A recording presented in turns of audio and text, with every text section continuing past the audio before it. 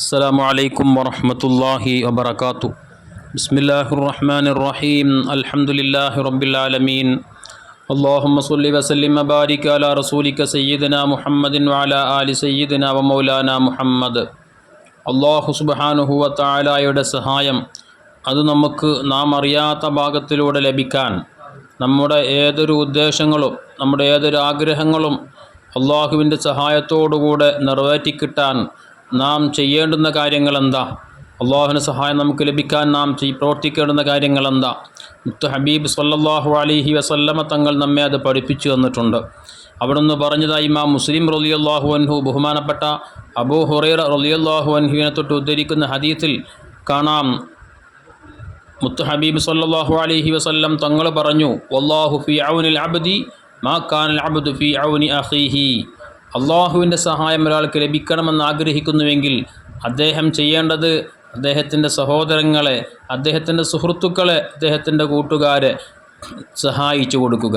അവർക്ക് വേണ്ടുന്ന ആവശ്യങ്ങളിൽ, കാര്യങ്ങളിൽ അവർക്ക് നമ്മുടെ ഭാഗത്തു നിന്നുള്ള സഹായം നാം നൽകിയാൽ തീർച്ചയായും അള്ളാഹുവിൻ്റെ സഹായം നാം അറിയാതെ നമുക്ക് ലഭിച്ചുകൊണ്ടിരിക്കും. സാമ്പത്തികമായി പ്രയാസപ്പെടുന്നവരുണ്ടാവാം, ശാരീരികമായി വിഷമങ്ങൾ നേരിടുന്നവരുണ്ടാവാം, മറ്റു പല നിലക്കുള്ള പ്രയാസങ്ങളിൽ അകപ്പെട്ട് കഴിയുന്ന ആളുകൾ, അവർക്കൊക്കെ നമ്മളാൽ കഴിയുന്ന രൂപത്തിൽ അവർക്ക് ആവശ്യമായ സഹായ സഹകരണങ്ങൾ നാം നൽകാൻ നല്ല മനസ്സ് കാണിച്ചാൽ തീർച്ചയായും അള്ളാഹുവിൻ്റെ ഭാഗത്തുനിന്ന് അള്ളാഹുവിൻ്റെ സഹായം നമ്മെ തേടിയെത്തുക തന്നെ ചെയ്യുമെന്നാണ് മുത്ത് ഹബീബ് സല്ലല്ലാഹു അലൈഹി വസല്ലം നമ്മെ പഠിപ്പിച്ചിട്ടുള്ളത്. മറ്റൊരു ഹദീസിൽ മുത്തുനബി പറഞ്ഞത്, മൻ കാന ഫീ ഹാജത്തി അഖീഹി കാന അല്ലാഹു ഫീ ഹാജത്തിഹി. ഒരാൾ തൻ്റെ സഹോദരൻ്റെ ആവശ്യം നിർവഹിച്ചു കൊടുത്താൽ അവൻ്റെ ആവശ്യം അള്ളാഹു നിർവഹിച്ചു തരും എന്ന് തന്നെ ഹബീബ് സല്ലല്ലാഹു അലൈഹി വസല്ലം നമ്മെ പഠിപ്പിച്ചിട്ടുണ്ട്. റബ്ബിൻ്റെ സഹായം നമുക്ക് ഭൗതികമായ ലോകത്തെ ആവശ്യങ്ങൾ, കാര്യങ്ങളിൽ മാത്രമല്ല, നാളെ പാരത്രികമായ ലോകത്ത് നാം ചെല്ലുമ്പോഴും അവിടെയും അള്ളാഹുവിൻ്റെ സഹായം നമുക്ക് ലഭിക്കുക തന്നെ ചെയ്യും.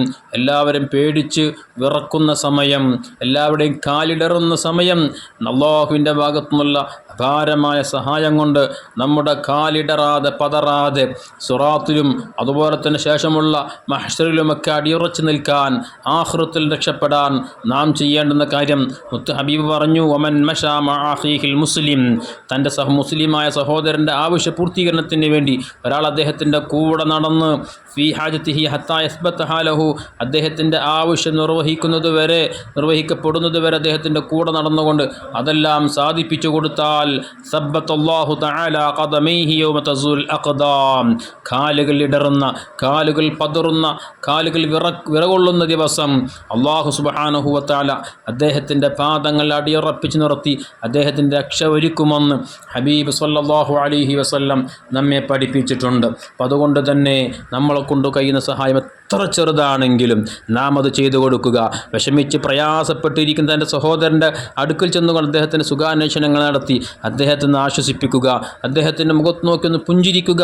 അതെല്ലാം ഒരു മുസ്ലിമായ മനുഷ്യനെ സംബന്ധിച്ചിടത്തോളം ഒരുപക്ഷെ വലിയ ആശ്വാസം നൽകുന്ന, സന്തോഷം നൽകുന്ന, സമാധാനം നൽകുന്ന കാര്യങ്ങളായിത്തീരും.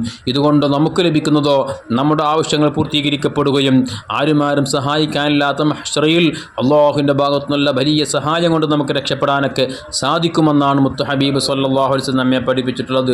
അർഹമുർ റഹീമായ റബ്ബ് നമ്മളെ സ്വാലിഹീങ്ങൾ, സജ്ജനങ്ങൾ ഉൾപ്പെടുത്തി തരട്ടെ. ആമീൻ. അസ്സലാമു അലൈക്കും വറഹ്മത്തുള്ളാഹി വബറകാതുഹു.